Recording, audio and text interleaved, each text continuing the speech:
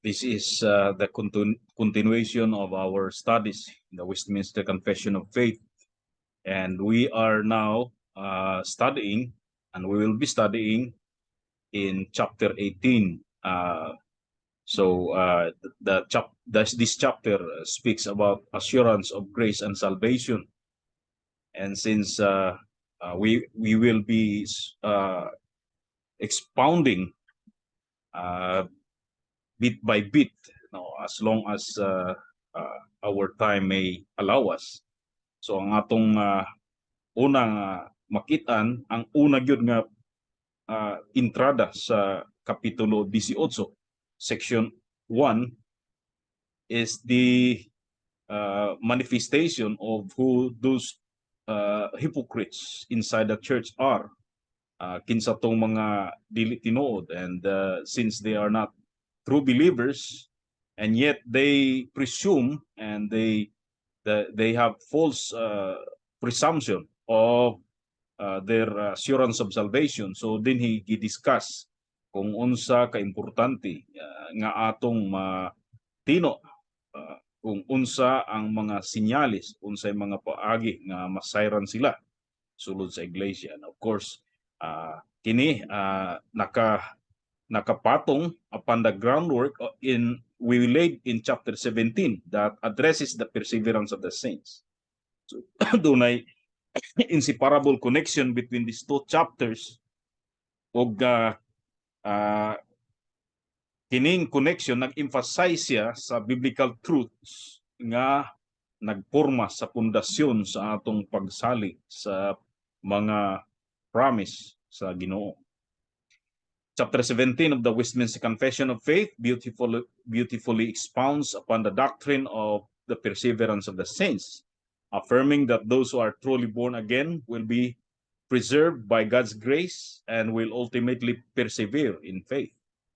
This divine preservation of believers is a manifestation of God's faithfulness and power to uphold and safeguard His chosen ones in Him. While chapter 18 takes us further into the realm of assurance, focusing on how believers can have a certain and infallible confidence in their salvation. It explores the various elements that contribute to the assurance of faith, highlighting the unchanging character of God, the reliability of His promises, the inward evidence of His transforming work, and the testimony of the Holy Spirit. So atong explore ang chapter 18 karon, og sa chapter 18 dinhi masayran kung unsa ang atong side sa side nato, kung unsa nato pag unsa ang ka certain o ka tinuod ang atong pagsalig sa nga aduna kitay nabatunan nga kaluwasan. So as we dive into the rich teachings of chapter 18, we will uncover the biblical rationale and theological foundations that underpin the believer's assurance of salvation.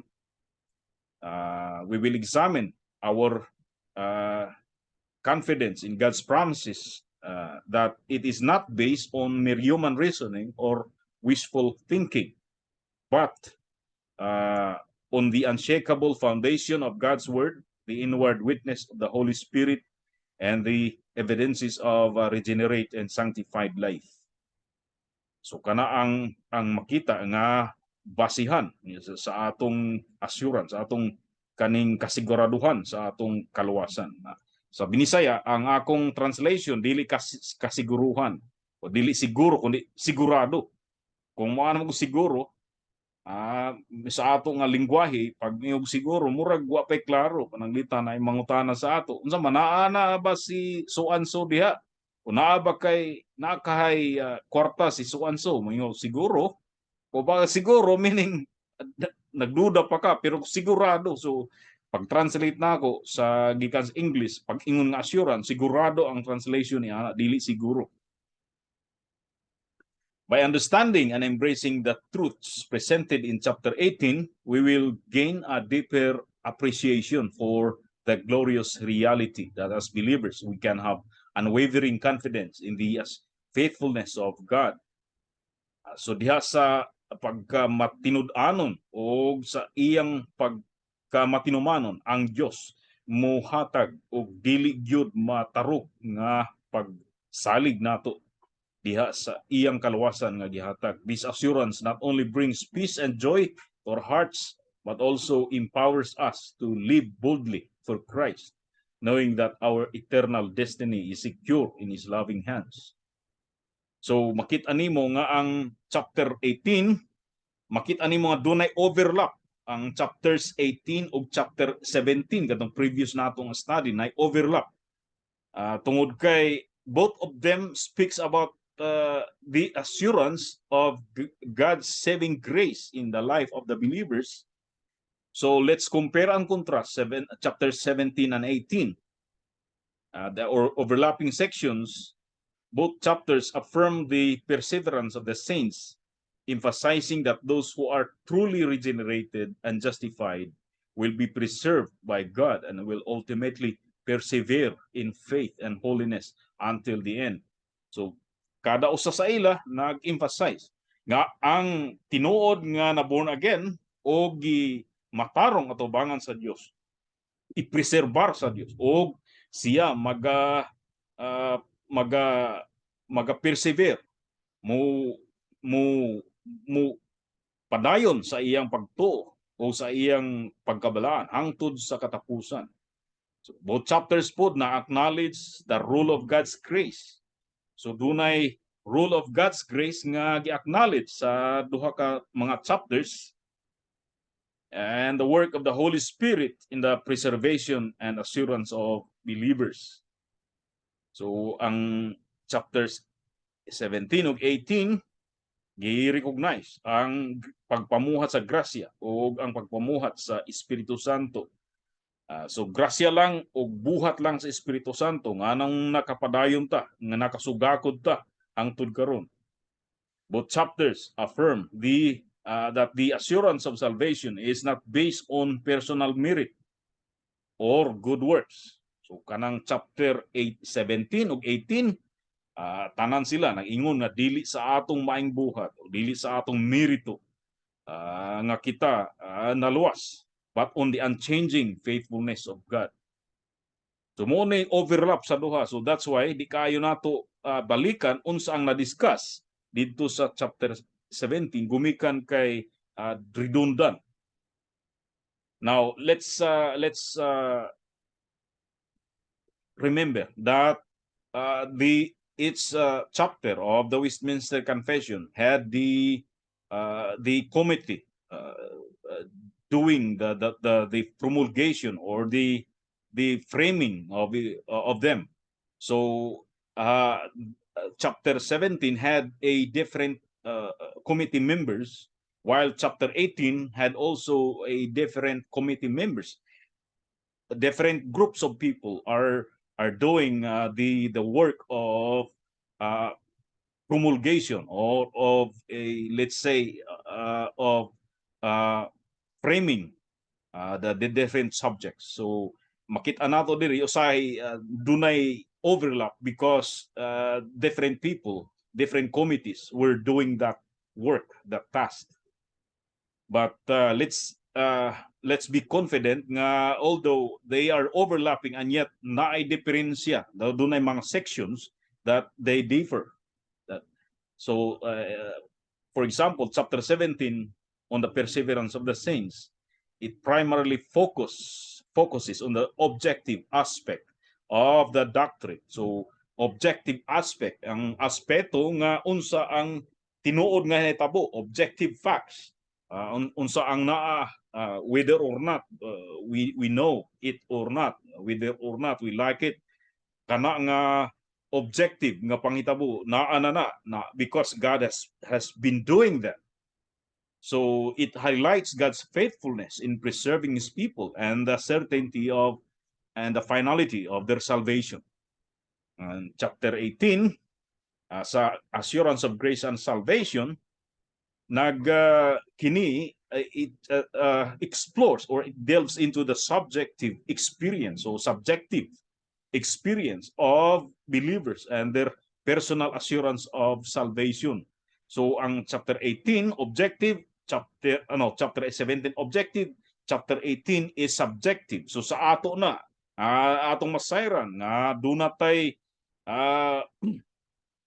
personal nga involvement ni ini, it's subjective.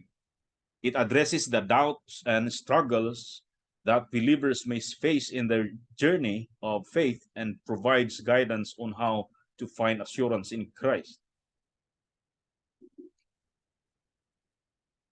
Now, chapter 18 specifically discusses the means through which believers can attain assurance. So, dunay mga pamaagi nga ang tinuod nga magtotoo muabot sa level nga diin assured siya sa iyang kaluwasan, such as the use of the ordinary means of grace, self-examination, and the witness of the Holy Spirit in the believer's heart. That's why the relationship between chapter 17 and chapter 18 is closely connected, as the perseverance of the saints provides the basis for the assurance of grace and salvation. Chapter 18 expands upon the idea that the same God who grants perseverance to His people also assures them of their salvation. So ang Dios, ang nganong magpadayon ang Kristohanon sa iyang pag-alagad sa Dios, nganong dunay endurance hangtod sa katapusan, it's because of God's grace. God grants that. Onya, God who grants it, He also assures the same believers of their salvation. It delves, that is chapter 18, it delves into the experiential aspect of faith and provides guidance on how believers can find assurance in their relationship with God. So makita nato nga ang dunay, of course, dunay sila magka-overlap, pero dunay panahon po, of course, duna sa mga sections niya nga duna sila ilain-lain nga emphasis ug lain-lain po nga subject. For example, in chapter 18 and makita nimo nga naghisgot ni duna siya relevance sa doktrina sa reform sa invisible church. Now, the statement, that is the statement in chapter 18 reflects the reform doctrine. That is chapter 18 section, particularly section 1, reflects the reform doctrine that not all who belong to the visible church are necessarily truly saved and regenerate. The Reformed tradition recognizes a distinction between the visible church, which includes all who profess faith in Christ and participate in the external aspects of the church, and the invisible church, which consists of those who are genuinely regenerated by the Holy Spirit and have true saving faith. So ang section 18 nagsulti mahitungod sa false believers, false Christians.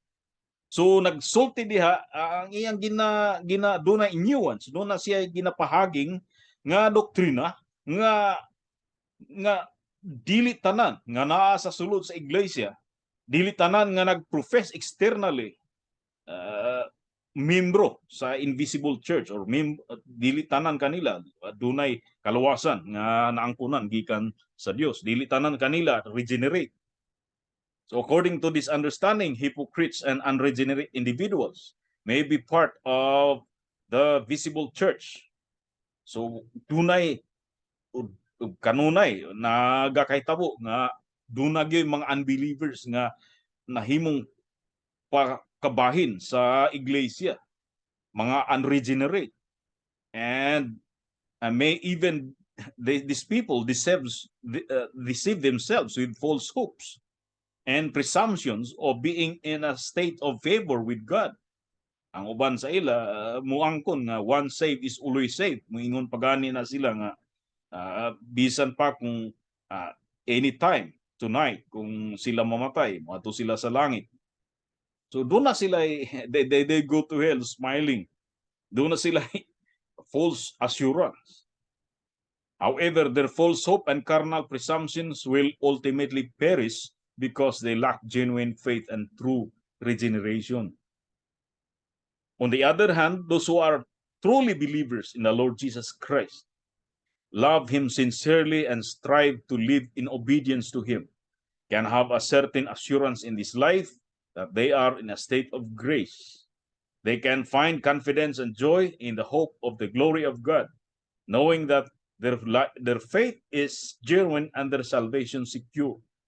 So of course, dunay tinuod nga mga magtotoo o believers kang Christ, mga nakaangkon o kinabuhing dayon, truly born again. O they strive to live in obedience to Him. O sila dunay confidence o dunay sila kalipay diha sa ilang paglaom sa himaya sa Dios nga ang ilang pagtuo tinuod o dunay kasiguraduhan, nakasigurado sila sa ilang kaluwasan. This assurance is based on the inward work of the Holy Spirit. So dunay pagpamuhat sa sulod sa tinuod nga magtotoo. Ang ilang kasing-kasing no ginapuyan sa Espiritu Santo ug sila mismo dunay tinuod nga kaluwasan o tinuod nga kining pagpakatao pag-usab kanila og sila adunay tinuod nga kausaban o ebidensya sa ilang pagtuo og makita nila og ilang ipabarog ang ilang tinud-anay nga pagsalig diha sa pulong sa Dios. So, wala na laing gyud nga basis nga sila muingon nga makaingon nga sila nakaangkon gyud sa kaluwasan kundili ang pulong sa Dios. Ug kini usab nga section, it's against the Anabaptist view of regenerate church membership. Og mo ko na ang kasagaran sa Baptist view sab karon nga ang Baptist nagtudlo nga ang Baptist churches nagtudlo nga kinahanglan gyud nga ang iglesia nagcompose lamang og mga luwas og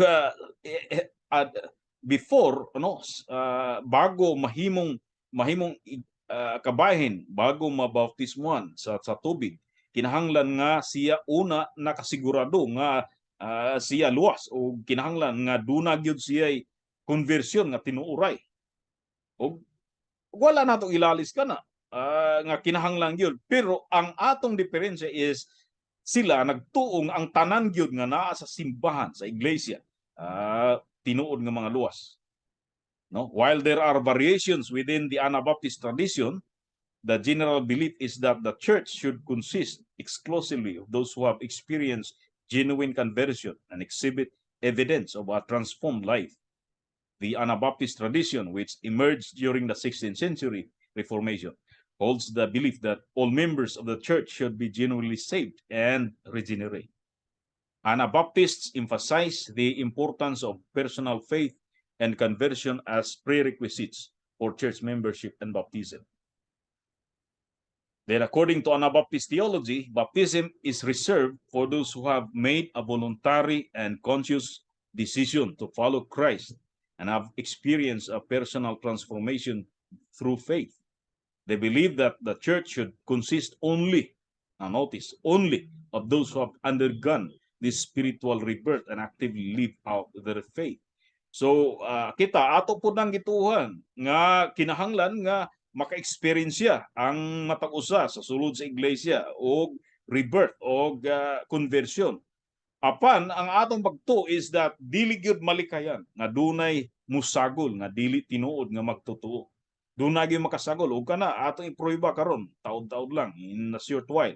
We'll prove that. And in relationship to Baptist covenant theology also, we will argue that this is not true, that the New Covenant Church is composed of solely of regenerate membership. Tungod kay kanang Church of the New Covenant sa mga gihapon sa atong panahon karon do nagyapoy makasagol externally, although ang Dios nahibalo kung kinsa ang tinuod nga membro ni ana. Baptist belief in a regenerate church membership is closely tied to their interpretation of the new covenant and their understanding of the nature of the church. They argue that the new covenant described in the Bible is made exclusively with those who have been born again and have a personal relationship with God through faith in Jesus Christ. Therefore, they believe that the church should consist only of genuinely saved and regenerated individuals. Baptists often point to passages such as Jeremiah 31, chapter 31, verses 31 to 34, Hebrews chapter 8, verses 6 to 13, where the new covenant is described as a covenant that is inward and personal, written on the hearts of believers. They argue that this internal transformation is indicative of a genuine relationship with God and should be the basis for church membership.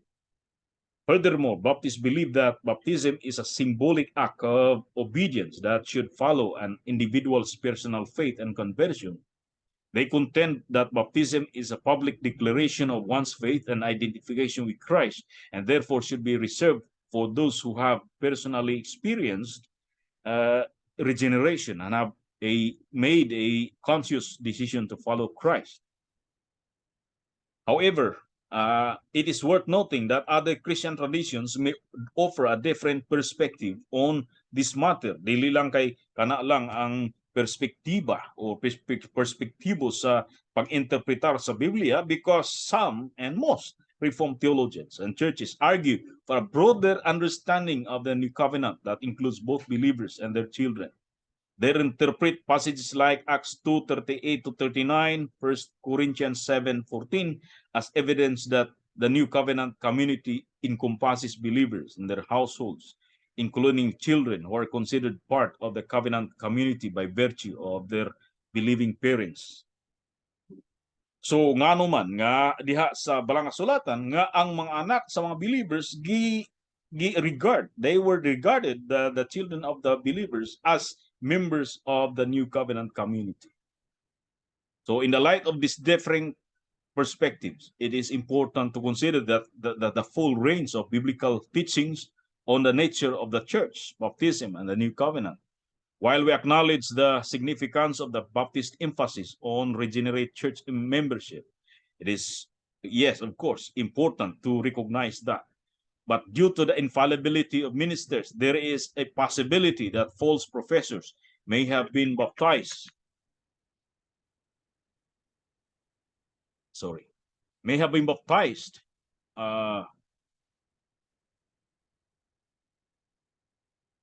and accepted into the church membership. Further, while we believe that visible church should consist of regenerate men, women, and children, it is erroneous to assume that all members thereof are absolutely regenerate, for in the early New Testament church we see nga naay mga false professors like Judas Iscariot, Ananias, Sapphira, Simon the sorcerer. In the New Testament, we find instances of churches that had deviated from the truth or exhibited wayward behavior, yet they were still recognized as churches within the broader context of the Christian community. One example of a wayward church mentioned in the New Testament is the church in Corinth. In 1 Corinthians, the Apostle Paul addresses various issues within the Corinthian church, such as divisions, immorality, misuse of spiritual gifts, and doctrinal errors. So makita nimo nga wayward mga iglesia kini nga dunay daghan kasaypanan, and yet they are still regarded as churches. Ang Korinto, makita nato ang masulat ni Apostol Pablo sa unang Korinto, nagpamatud niya na sila division sa ilang iglesia, dunay immorality, misuse sa espirituhanon nga mga gasa o mali nga mga doktrina, and yet ila sila nga churches lang gihapon sa Ginoo. So therefore tinuod kining tinuod nga aduna gyud makasagol sa iglesia O in fact mga iglesia nga medyo wayward sa panahon anyat sila gi regard sa Ginoo nga mga iglesia ra gyapon. Despite these shortcomings, Paul still refers to the church at Corinth as the church of God, 1 Corinthians 1:2, and addresses them as saints, 1 Corinthians 1:2. This indicates that despite their errors, they were still recognized as a part of the larger body of believers. Another example of a wayward church in the New Testament is the church in Thyatira. In the book of Revelation, Jesus addresses the church in Thyatira and rebukes them for tolerating false teachings and the influence of a prophetess named Jezebel, who led the people astray into sexual immorality and idolatry. So kaning iglesia sa Thyatira, ilang gi-adopt mga doktrina ni Jezebel o ilang gi-accommodate si Jezebel o dunay sexual immoralidad nga nahitabo tungod sa presensya ni Jezebel o dunay idolatry. And yet, ang tawag kanila sa Ginoo is church. Despite these grave errors, Christ still addresses them as a church and calls them to repent. This shows that even though they had deviated from the truth, they were still recognized as a part of the visible body of believers.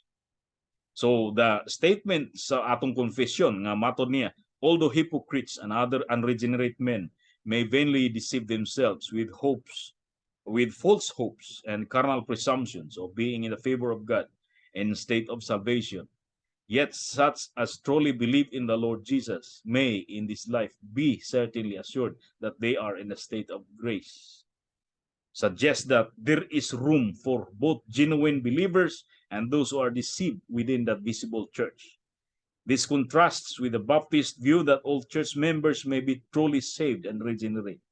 The confession acknowledges the existence of false professions of faith and warns against false hopes, highlighting the possibility of genuine believers being assured of their state of grace.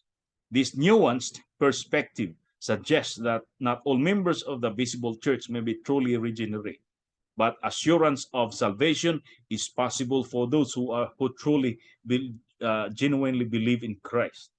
So makitaan nato sa atong confession mismo sa section 1, chapter 18, nga duna gyud siya nuance, meaning niya duna siya implication nga kita nagatuo nga duna gihapon yung mga tao nga nakasulod sa simbahan and yet dili tinuod nga magtotoo kana al kontra sa ato nang gi-discuss sa Baptist Church o sa Anabaptist Church nga mga doktrina nga exclusive lamang sa mga magtotoo tinuod nga regenerate ang iglesia.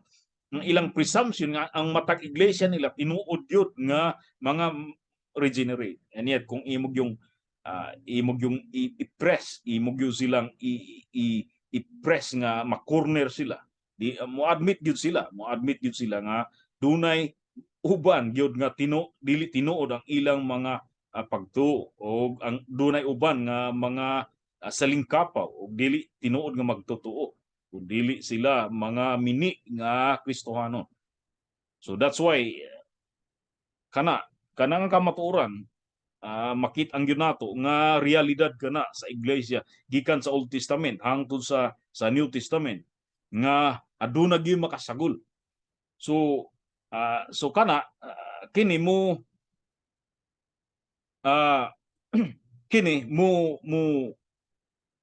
kini very kini mo uyon sa atong pagtulunan nga dunag yoy nga dili kinahanglan nga mauna ang regeneration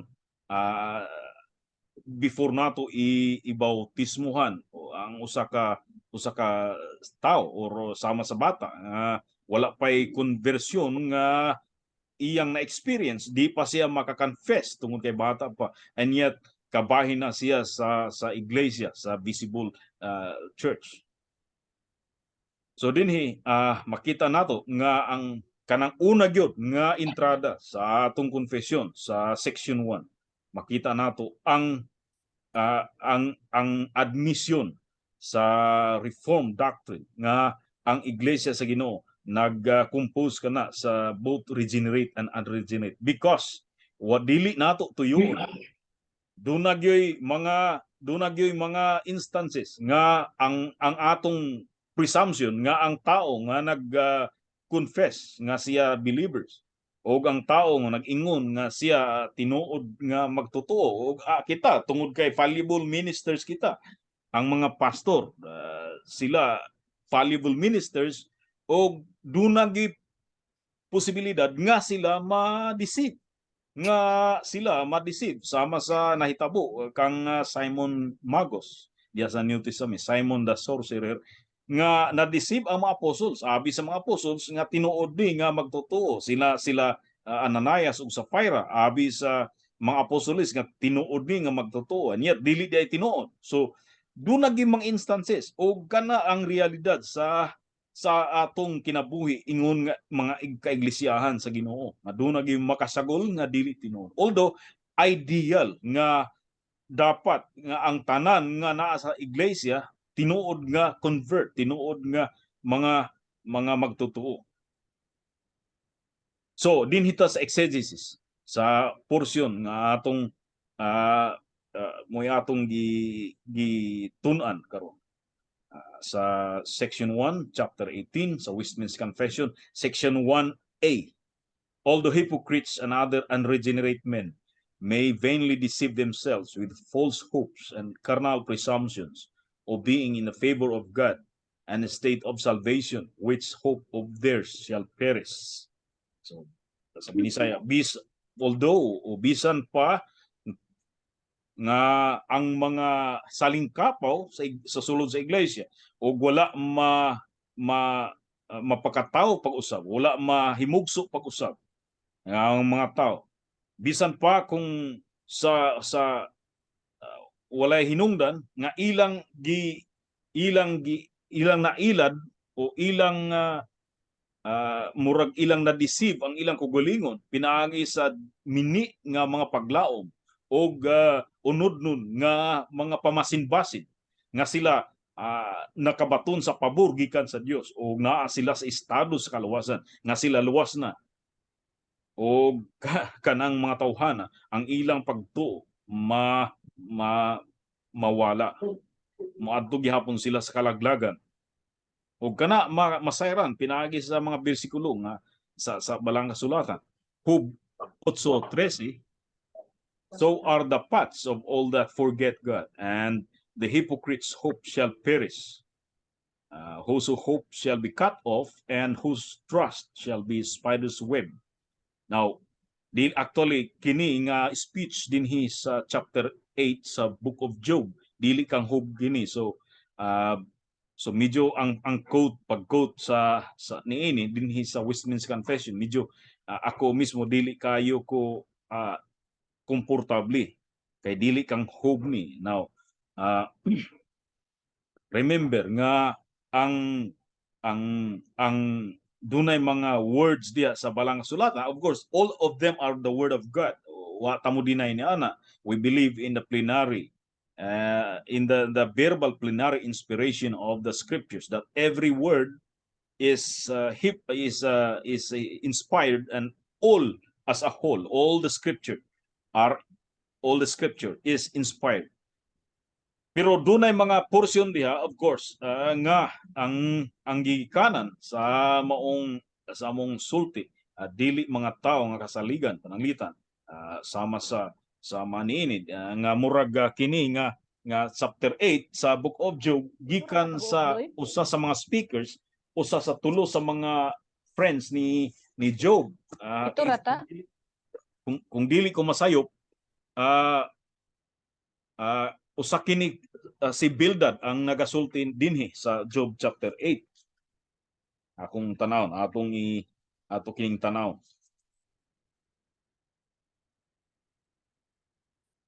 Yes, Bildad nga. So si Bildad, kang Bildad kini gikanan, let's be careful sa pag-quote nato sa tulo ka mga friends ni Job. Although ang ilang mga sulti na ikamaturan, and yet mali ang ilang application. Kay ang ilang application, ang ilang ginapasabot diha sa hypocrite mo si Job. Okay, so although ako ning gi-quote, kay naa man sa Westminster nga Confession nga pag-quote, and yet I have to caution us. Pero and yet tinuod kini nga ang hypocrite's hope shall perish, pero ang pag-apply ni Bildad nga kanang hypocrite mo si Job, dili ka na tinuod. Pero as in general, as a general statement, ang kaning statement ni Bildad is true, that the hypocrite's hope shall perish, whose hope shall be cut off, and whose trust shall be a spider's web. Makitaan po nato sa Micah 3:11, the heads thereof judge for a reward. Meaning sa heads, kadtong mga naa sa gobyerno, tuas sa panggamhanan, mga nagdumala sa nasud. The heads thereof judge for a reward. Kay sa ila wala may tripartite nga branches sa government. Sa ila ang heads, ang kings, mao mismo ang judge o mao mismo ang legislator. And the priests thereof teach for hire. So both the state and the church naa sa corruption. Ang naa sa estado, naa sa gobyerno, sa civil government, they judge for reward. O ang mga pare nga nasa iglesia, they teach for hire. And the prophets thereof divine for mercy. So ang mga prophets nga tulo ni siya na kings, priests and prophets, tanan sila corrupt. Yet they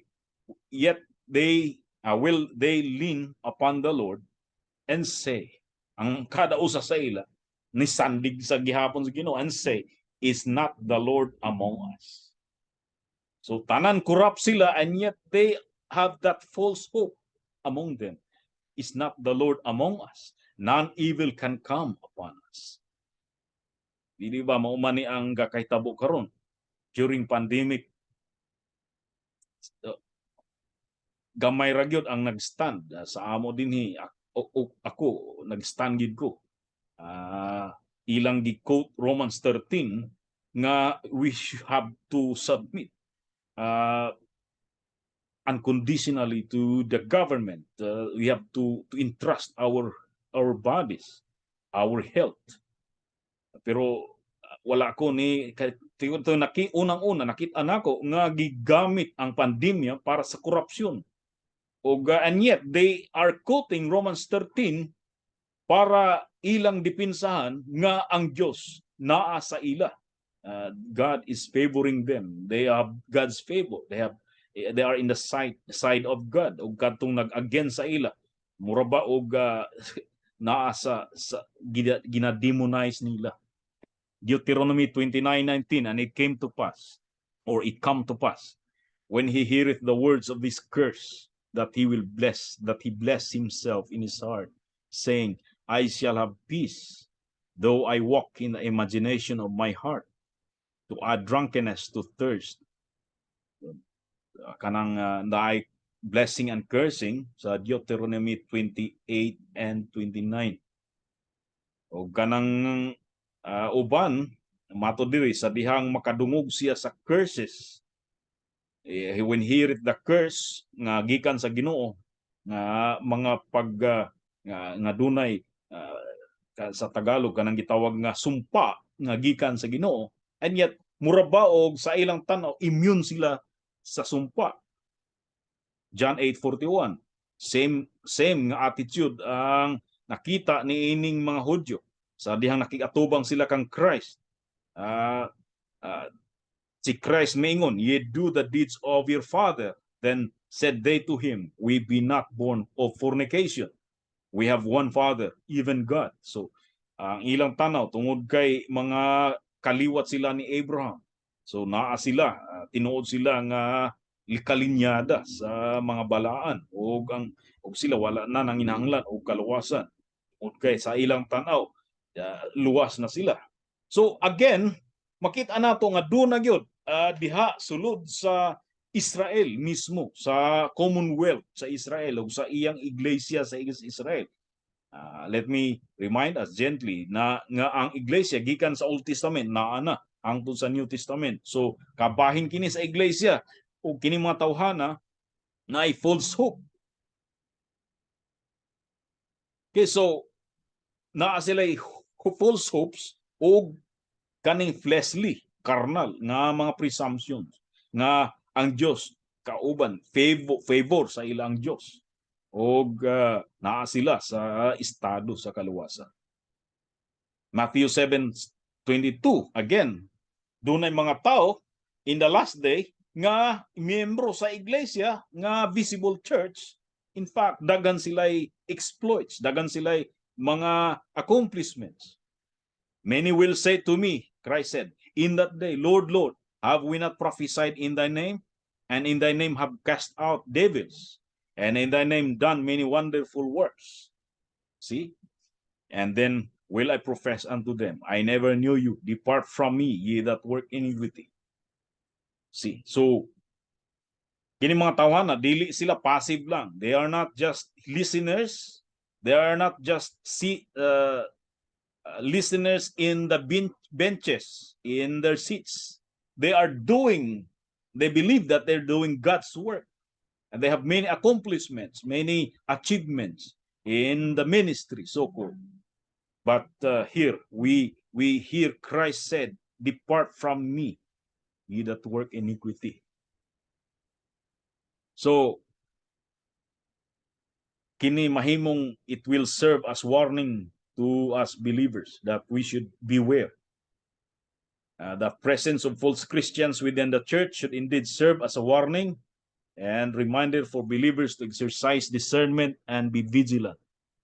Throughout the Bible, we find warnings about the presence of false prophets, false teachers, and those who claim to be followers of Christ but do not bear genuine fruit. These warnings are given to help believers avoid being led astray and to encourage them to hold fast to the truth of God's word. So kay naaman di ay masagol ka nato, di kalikayan o di man ta makaingon nga mas kita we are well off compared to the church in the New Testament or in the Old Testament. No, we are the same. Nga kung sila, they are beset with false teachers and prophets and deceivers in their time. We are also the same. We also experience the same. These warnings are given to help us to avoid being led astray. Jesus himself warned about false prophets who come in sheep's clothing, but inwardly ravenous wolves. Matthew 7:15. Mga nag-warning ka nato. The Apostle Paul in his letters to various churches also cautioned against false teachers who would arise from among them, distorting the truth and leading people astray. Acts 20:29-30, 2 Corinthians 11:13-15, Galatians 1, verses 6-9. Hence, the presence of false Christians should prompt believers to be gently wise and discreet in their interactions and the relationships within the church. Maging wise ta as serpents but be harmless as dove. Atong kinahanglan nga discern ta kinsa kining sila. So the following principles should be observed. First, it should motivate us to engage in spiritual discernment, testing all things against the standard of God's word. 1 John 4:1, believe not every spirit, but test the spirits. This involves examining the beliefs, teachings, and actions of individuals to ensure they align with biblical truth and the genuine fruit of a transformed life. 2, at the same time, believers should also extend grace and seek to lovingly guide and correct those who may be deceived or walking in hypocrisy. The aim is not to be suspicious of everyone, but to be discerning and to help promote a healthy and genuine expression of the Christian faith within the church community. Let us not measure our holiness by the sins of others. So although cautious ta, dili ta dali-dali gyud nga mo decide, and yet let's not be judgmental nga mura ba og grabe ra gid kaayta ka self-righteous nga sa dihang naay mahulog sa pagpakasala atong imisyon nga mas kita holy ta kay wa ta nakasala sama kanila. It serves as a reminder that salvation is not determined by mere association with the church or outward appearances, but by genuine faith in Christ and the evidence of a regenerate and sanctified life. Dili porque ang usa ka tawo na associated na sa reform or sa simbahan nga makaingon ta nga genuine na siya ang Kristohanon. Kay kinahanglan nga dunay genuine nga pagtuo kang Christ o dunay ebidensya sa tinuod nga pagkalinuwas o sanctified or regenerate life. It reinforces the need for personal examination, prayer, reliance on the Holy Spirit, and unwavering commitment to the truth of God's Word. Number 4, it reminds us that salvation is not based on mere external factors such as attending church or having a religious affiliation. Salvation is not a result of association with the church or the performance of certain external religious rituals. Dili tungod kay makita nimo nga nagdala og Bible, naga-ipit-ipit og Biblia o nagakanta og mga gospel songs nga sila mga Kristohano na. Instead, it is determined by genuine faith in Christ and the evidence of an evangelical faith, experimental and sanctified Christian life. So ang kasagaran karon nganong moingon ng tao nga Kristohanon siya because one time he raised his right hand when the preacher invited him to come, or when the preacher wanted him to receive Christ. So ako, Kristohanon ko because I raised my hand. I received Christ. And yet, katoday, igo lang external nga ritual. Genuine faith in Christ goes beyond outward appearances and rituals. It involves a personal and corporate relationship with Christ, a genuine trust in His saving work on the cross, and a surrender of one's life to Him as Lord. It is through faith in Christ that individuals are justified, forgiven of their sins, and reconciled to God. Furthermore, true faith in Christ is accompanied by evidence of a regenerate and sanctified life. This means that those who have truly experienced the transforming power of the Holy Spirit will exhibit a change in their attitudes, desires, and actions. They will bear the fruit of the Spirit, which includes love, joy, peace, patience, kindness, goodness, faithfulness, gentleness, and self-control. Galatians chapter 5, verses 22-23. The sanctification process is ongoing and manifests in a growing conformity to the image of Christ. Number 7, the presence of false Christians serves as a reminder for believers to engage in a personal examination. Everyone must examine his own faith and ensures that it is genuine and grounded in a personal relationship with Christ. This examination involves self-reflection, seeking the guidance of the Holy Spirit, and comparing one's beliefs and actions with the truth of God's Word. Don't compare your beliefs and actions with the beliefs and actions of others. Compare it with the Word of God. It is through personal examination that one can discern whether he is truly walking in the faith and growing in sanctification. Number 8, prayer is another vital aspect in navigating the presence of false Christians. Believers should seek God's guidance, wisdom, and discernment as they interact with others and navigate the complexities of the church community.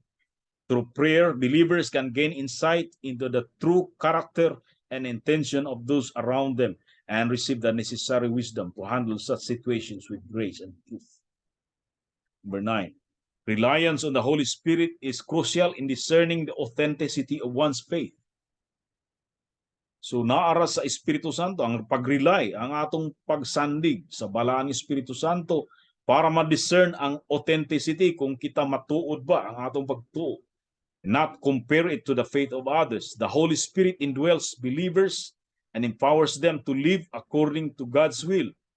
It is through the Holy Spirit's guidance and work in believers' lives that they are enabled to discern truth from falsehood, to grow in sanctification, and to exhibit the fruits of the Spirit. Lastly, the presence of false Christians calls for an unwavering commitment to the truth of God's Word. The Bible is the ultimate standard by which all beliefs, teachings, and actions should be evaluated. It provides the necessary guidance, correction, and encouragement for believers as they navigate the complexities of the church community and seek to live out their faith in a genuine and authentic manner. So ang atong gikinahanglan nga tungod kay naaman ay mga dili tinon ka Kristohanon nga makasagol sa iglesia, kinahanglan duna tay unwavering, dili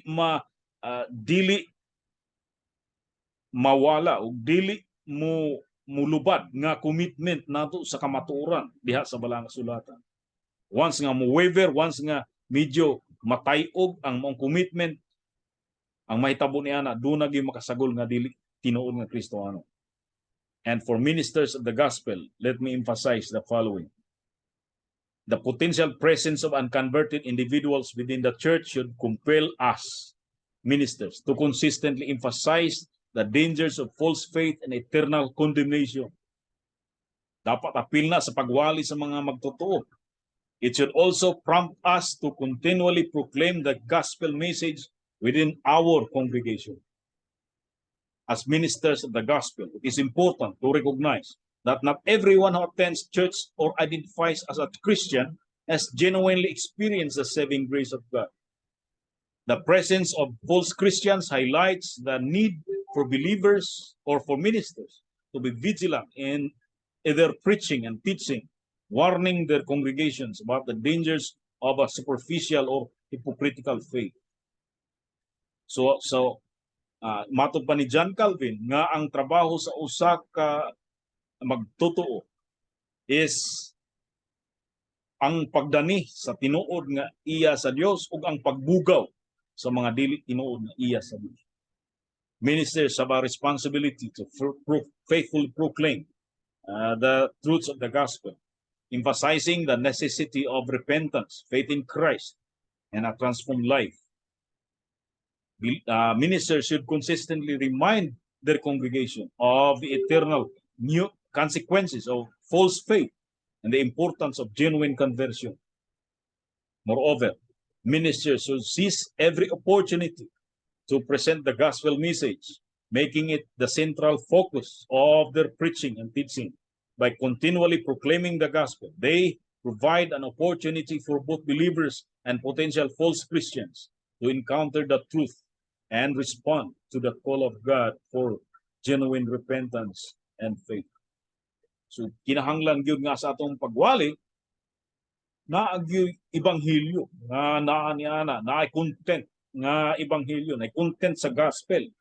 And otherwise ang atong mga pagwali mahimo lang nga moralization or anay pang morality. Makapansin mo na sa mga homily, sa mga pari, sa Romano Katoliko, wala gyud gospel sa ilang mga homily. Ang ila lang, pag homily ni ana, isgut-isgut lang sa moralidad, moralizing, mag-criticize sa gobyerno, sa adlaw-adlaw nga lihok sa mga tao sa komunidad, naana sa ilang homily, and yet kung imong examine ang ilang mga preaching is devoid of the gospel. In conclusion, let the warning of Jonathan Edwards reverberate among the unconverted individuals among our audience in our congregation. Mato ni Jonathan Edwards sa iyang usa sa mga sermonia. Mato niya kanang sermonia ang title niya na A Vain Flatteries of the Sinner. Nga gikuha sa Psalm 36:2, for he flattereth himself in his own eyes until his iniquity be found to be hateful. Mato niya, how many are there in this congregation who, for all the awakening sermons that they have heard, are yet secure in sin, and who, although they are sensible that they are in a Christless condition and are still going on in sin, yet intend to go to heaven and expect that by means of or other they shall arrive there. They are often told that God is very angry with them, yet they think God is a very merciful God, and they shall be able to pacify him. They be told how uncertain life is, that doth not awaken them, because they flatter themselves with long life. They be told how dangerous it is to delay the business of religion. They promise themselves that they will hereafter engage in it with more earnestness than others, and so obtain the end, the salvation of their souls. Others, when they are told that many shall seek who shall not be able to obtain, think surely that they, having done so much for salvation, shall not be denied. Again, another sermon ni Jonathan Edwards sa sinners in the hands of the angry God. Matoni, how dreadful is the state of those that are daily and hourly in the danger of this great wrath and infinite misery. But this is the dismal case of every soul in this congregation that has not been born again, however moral and strict, sober and religious they may otherwise be. Oh, that you would consider it, whether you be young or old. There is reason to think that there are many in this congregation now hearing this discourse that will actually be the subject or subjects of this very misery to all eternity. We know not who they are, or in what seats they sit, or what thoughts they now have. It may be they are now at ease and hear all these things without much disturbance, and are now flattering themselves that they are not the persons, promising themselves that they shall escape. If we knew that there was one person, but one, in the whole congregation that was to be the subject of this misery, what an awful thing would it be to think of. If we knew who it was, what an awful sight would it be to see such a person. How might all the rest of the congregation lift up a lamentable and bitter cry over him? But alas, instead of one, how many it is likely will remember this discourse in hell? And it would be a wonder if some that are now present should be now not be in hell in a very short time, even before this year is out. It would be no wonder if some persons that now sit here in some seats of this meeting house in health, quiet and secure, shall be there before tomorrow morning. Those of you that finally continue in a natural condition, that shall keep out of hell longest, will be there in a little time. Your damnation does not slumber. It will come swiftly, and in all probability, very suddenly upon many of you. You have reason to wonder that you are not already in hell. It is doubtless the case of some whom you have seen and known that never deserved hell more than you, and that therefore appeared as likely to have been now alive as you. Their case is past all hope. They are crying in extreme misery and perfect despair. But here you are in the land of the living and in the house of God, and have an opportunity to obtain salvation. What would not those poor damn hopeless souls give for one day's opportunity such as you now enjoy? So, dinhi makita nato ang kakinahanglanon sa pagwali sa ebanghelyo, bisan kung ang tanan nga mga tao na nag-ingon sa sulod sa iglesia nga sila mga believers, tinuod nga mga anak sa Dios, and yet kinahanglan i-warn yun kay wa ta kahibalo og kung kinsa wala nato matino kung kinsang mga tawhana ang nasulod sa iglesia nga mga salingkapaw o walay tinuod nga kaluwasan nga naampunan. Na-chat diri. Amen. Salamat, Pastor Aris. So, akong i-stop ang sharing.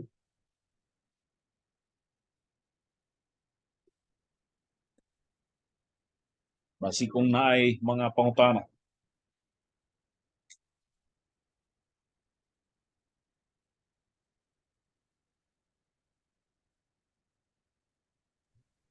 Pastor, Yes, Pastor Aris.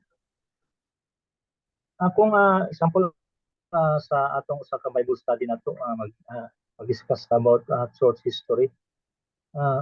Necessary ba jud gyapon nga atong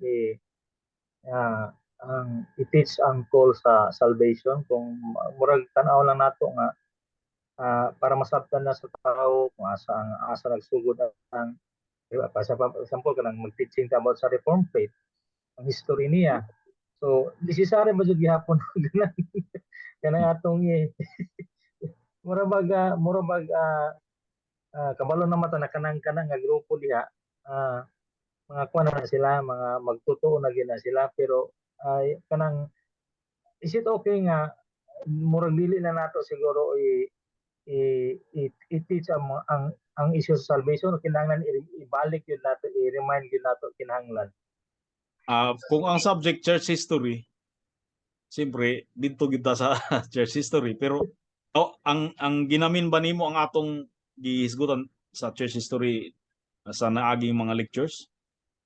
Or ang Yes, ginamin yes, nimo? yes. Okay.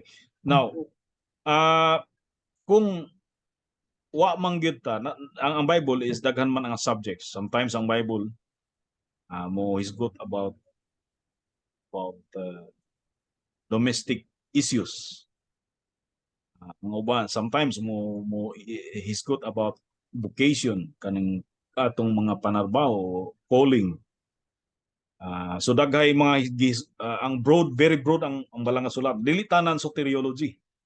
Pero ang ato lang is every time nga mo although nga wala gyud na sa atong text ang atong giwali panalitan nagwali taw niya dili salvation ang atong nawali niya kinahanglan nga naa gyud siya nuanced na ipahaging nga evangelical ni nga teaching nga kini nga teaching is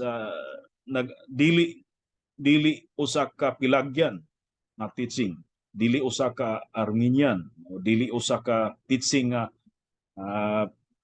paganic, kundi kuang gyud reform nga teaching nga ang iyang teaching is naa sa monergistic nga aspeto. Nga kuan nga side. Kay ang teaching gyud, ang view sa history, ang view sa politics, ang view sa sociology, or bisan unsa, ang view sa work, maapektuhan man gud naay effect, naagi mo epekto ang imong view sa salvation. Kung ang view sa tao sa salvation is salvation by works, mo effect gyud na the way mo explain siya pananglitan sa history. Mo effect gyud na the way mo explain siya sa vocation sa mga tao. Mo preach siya about vocation, mo preach siya about generosity or about sa politics. Naman na sa Bible gihapon. Gihapon about government, about the rule of civil magistracy. So ang iyang view sa salvation effect gyud the way mo explain siya. Kay pananglitan ang mohatag og example, usa ka teacher sa college, ang iyang major niya is kining anthropology. Ang view niya sa salvation nga dili siya motuo nga dunay salvation in Christ. Kana nga view mo effect gyud na the way nga mo explain siya sa tao. Iyag yung hatagan og hatagag emphasis nga kaya sa tao nga maluwas tungod kay ang tao kaya niya na iyang istadihan ang origin sa tao, unsay achievement sa mga tao, unsa asa sila gikan, asa sila unsa ang ilang kakayanan, asa sila na failure, ug unsa sa kasaysayan o asa siya nag-evolve ang mga tao. So tanan kana ang iyang view sa salvation nga pwede ra ma-save ang matag-usa sumala sa iyang achievements mo effect the way mo explain siya sa anthropology o bisa sa science. So although nga ang atong subjects different, pirmi nga subjects, and yet mugawas gyud diha ang view nato sa monergistic nga view that salvation is of God alone. Another pastor, pwede ba? Yes, sure. Kung pastor ka na nga unsay gikuan kay actually naminaw po ko sa kwan sa ubang mga reformed teachers. Unsa mo na may banggo sa pertaining to altar call, unsa gi stand sa nag-story mo to about salvation sa altar call, unsa gi stand nato sa reform nato at teaching. Ang nag-una-una aning altar call kini sila ni kining mga Armenian sa Amerika. Sama nila ni kini sila ni T.L. Moody, Billy Sunday. Muna nag-una-una sa altar call. Kay ang ilang pagtuo nga kanang ang tinuod nga modawat sa Ginoo dunay physical expression. Necessary gyud ang physical expression pag pamatuod nga sila ni dawat ang Kristo. Now, ang kana sa kung imong tan-awon murag walay problema ang altar call, walay problema kung superficial lang nga pagtan-aw. Kay dapat gyud masayra nato kung ginsa ang tinuod nga magtotoo. Pero ang diha ta magka-problema kung ang proof sa pagkamagtotoo is ang pag-raise of hands lang or ang pagsabat sa sinner's prayer. Diha ta magka-problema tungod kay wala gyoy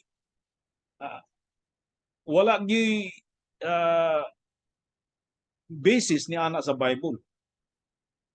Walay basis o di nimo kit-an nga mao na ang basis para masayran ang usa ka tawo nga tinuod siya nga Kristohanon. Ang basis sa Bible matino nimo nga tinuod nga Kristohanon ang usa ka tawo is ang fruit niya. By the fruits you shall know them, natod pa ni Jesus Christ. So sa reform yun, wala nato na ginahimo in the first place because walay basis sa Bible, walay atong mahimong basihan. Ikaduha is ang reason nga nung sila gipataas ang kamot, gipa-forward is para masayran nga sila Kristohanon, dili biblical reason na. Ang reason nga ang proof nga sila matawag nga tinuod nga Kristohanon is the witness of the Holy Spirit, which is atong ma-take up next Lord willing, next lecture.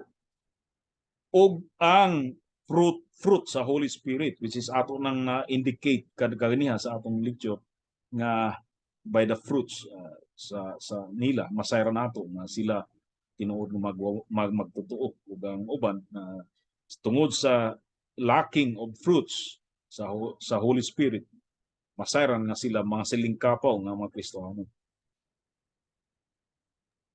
So okay ra na sa pastor kung example sa usa ka service maingong ko nga perhaps you have understand the word tapos ingon nako na nasabtan niyo ang pagtulon-an karon but I will not lead you into a sinner's prayer, but perhaps you can close your eyes right now. You ask for your repentance from God, you ask for forgiveness from God. Ikaw kaugalingon sa imong kaugalingon mag-pray, di ko mag-lead nimo, ikaw ang makikistorya sa Ginoo kay ang kasalanan nimo kamuro may nasayod sa imong sa atong Ginoo. So is it okay pastor ana naon? Dili pod. Wala may sa akong tan-aw walay problema nga i-lead. Pero dili naman di man ko pastor gapa-altar ko kanang galid nila. Never pero ako lang ginakuha yun nga kung ang Ginoo nag-istorya ninyo karon pinaagi sa wali na inyong nadunggan. Okay? So kung kini nga panahon nag-istorya sa Ginoo ninyo, you can call on him, you can pray to him, you can ask him for the forgiveness of your sin. Ano na ako pastor, okay na siya, wala Yes, lagi siya ikuan. precisely dapat lang yun nga atong i-agnihon, exhort nga sila makistorya sa Dios. Dapat lang yun nga usa na sa mga mamiss nimo sa uban nga sadly sa uban nga reform ng mga preachers kanang imong exhort ang tao to act now, to respond now sa word sa Okay Ginoo. mo. Kana Sa ang Bible dito basta. dapat May na yung mas dapat lang yun imo na, harden pero your heart. yes, pero ang ato manggong kuan diri, ato manggong ginahisgutan is ang kana mismong particular nga pagpa-forward, pag-raise of hands, wala gyoy biblical basis. Okay. So, okay na pastor, klaro na kayo.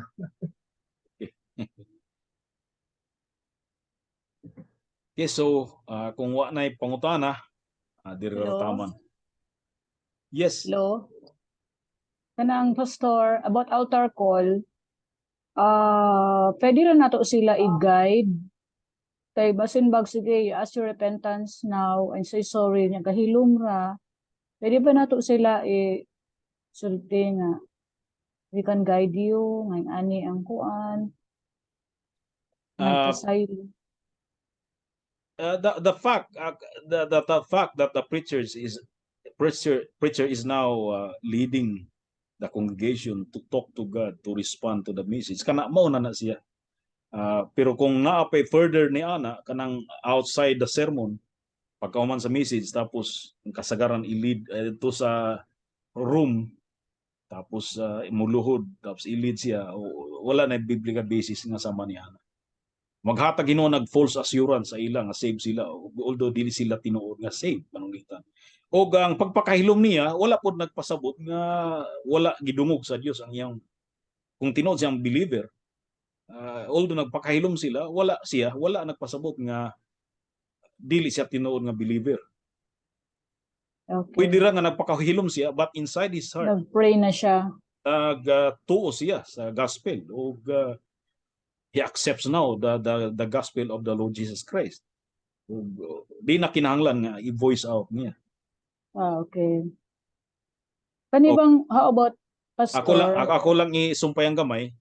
Nandun ay prophet, we say, like the Apostle Paul says, nga kanang confession, the heart and the mouth confession lead to salvation. Kana is lifetime na confession, dili nga one time lang. Lifetime. So, how about pastor? Kaning mga bata like 7 years old, 8 years old, kanang among ginatapok sila, and then amo sila ginatudluan about the Lord Jesus nga paila-ila si Lord Jesus ninyo. Can we also, unsa man na sila? Can they say at the young age nga they will accept Jesus or come into my life? Just teach them the way of salvation. Just teach them. Just let them know that only Christ can save them. Kana ra. Kana nga seed na mapugas sa ilang kasing-kasing kung ang maglihok ang Holy Spirit, di na nila kalimtan. Although although di tamutuo sa pastora, no. But one time in my life, the pastora of a Foursquare sa una, gigamit tong at least initially na ay introduction sa Word of God sa ako. So, I mean, ang Ginoo maglihok sa bisan unsang pamaagi, pero ang kuan akong punto is kita nga nasayod sa kamatuoran, nga dili na day kinahanglan nga imong i-lead sa sinner's prayer, pasaba sa bato nimo, or di na kinahanglan nga imong tas unang kamot kay nakaside naman ta niya na himo na to na unsay nasayra nato nga biblical gyud. Okay. Pastor, kasi compared sa hinapuyan, ang mga tao dito gadasok man gyud. sa church, sa building, sa ilang kaya gabi. Okay. Puno gid kaayo. Usamis. Yeah, because they are in the center of the community gid sila. Daghang gyud silang, population, and then ang mga tao is kadang they really interested sa kuan to be in the church kanang tapok. Sa Taghima, iba ang situation. Dili sila ingana kanang mutapok yun ba? Pero nagyabigay padala sa Lord nga nangitag simbahan, na-lead ra gyapon. And then yun, preach lang mi. Kasi mo ana. Can we invite also kanang mga silingan, kanang maadto sa ilaha, and then paila-ila nga kami nang naadiha sa simbahan, pero although amo naman lang kaila kay mga di man mi gadako, but pwede ba namo mo exert na sang effort nga moadto sa ilaha nga magpahibalo nga we are open kung naginanglan mo og kanang community or church nga makadog mo sa pulong sa Lord, pwede ba mamanha diha nga kuan action? Yes, why not? Kaysa magulat lang mi. There is a problem nga mang-invite mga gatherings or na mga programs nga himoon. Wala may wrong. Ang sa ato lang, let's just do everything according to the best knowledge that we have na atong isulti in a natural way, ang gospel without any sometimes matintal ta para to get their attention, to have an icebreaker, mga matintal ta nga mo himog mga gimmicks or entertainment.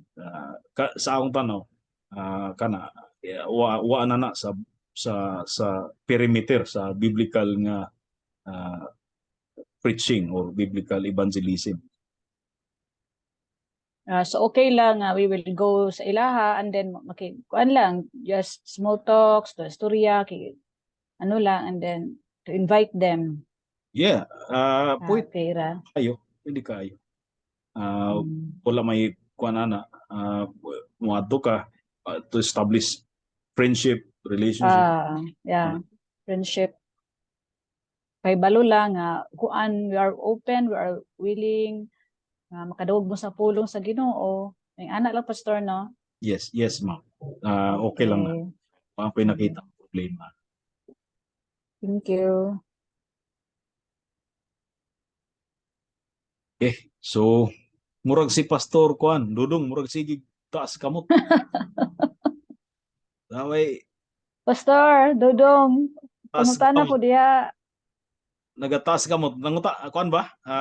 Kuan ba to? Indication nga mangutana ka o igul lang murag gilaay nga patas-taas kamot? Naka-mute si Hindi ko baga sakit mo na yung nana ba? Okay. Sige, okay. Natrabaho ko yung simbahan kanina. Okay. Sige, Pastor. Salamat. Okay, kung wala na, dirira taman o akong pag-ampo nga gamiton sa Ginoo kining atong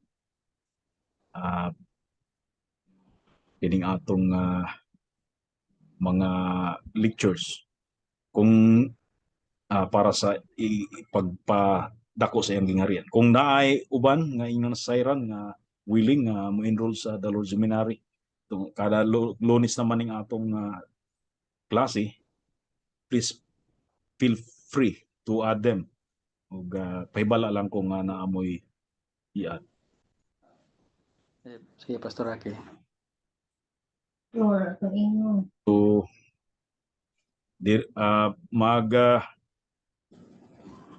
saan yan? So,